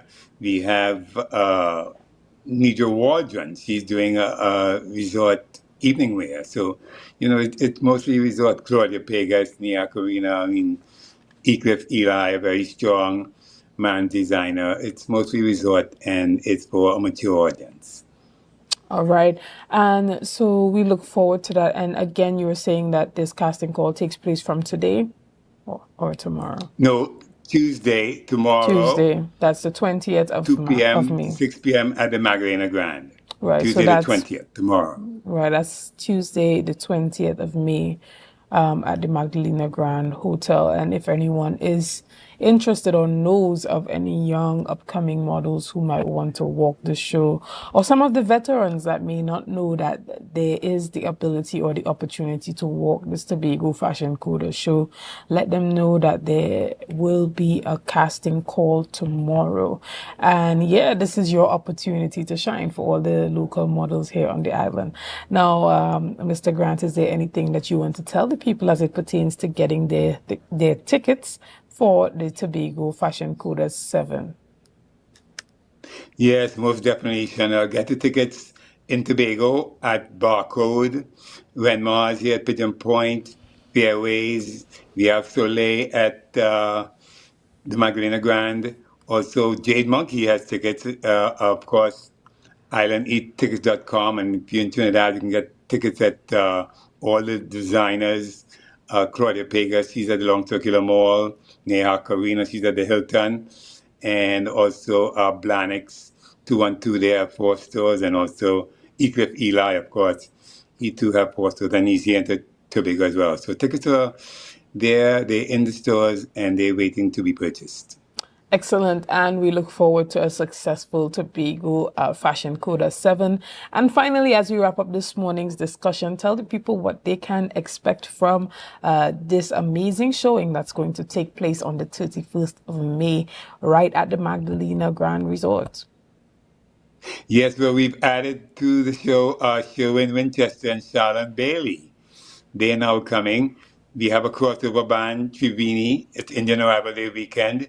So they're going to be performing at their very best. Nival Tate Lal, he'll be coming with the Shiv Shakti dancers. So we have that Indo-Afro cultural fusion coming together. And I think it's going to be great. You know, food, of course, it's a premium event. We have, 3 stations, 4 stations, the premium bar that we're having as well. So it's going to be all of this and all of that. You know, be sure to get your tickets and come on out and share with us at Tobago Fashion Coda 7, Saturday, 31st of March at the Magdalena Grand Beach and Golf Resort from 5 p.m. to 12 midnight. Excellent. Well, we look forward to being there and covering from our end at Tobago Updates. Guys, we want to thank you so much, as well as you, Mr. Grant, and we're wishing you a successful Tobago Fashion Coda 7. Guys, we want to thank you for being a part of this morning's discussions. We want to thank you for your likes, your shares, and your comments, and all that you have done and continue to do to make Tobago Updates the #1 broadcaster here on the island of Tobago. Again, I am Chanel Felix, and have a great day.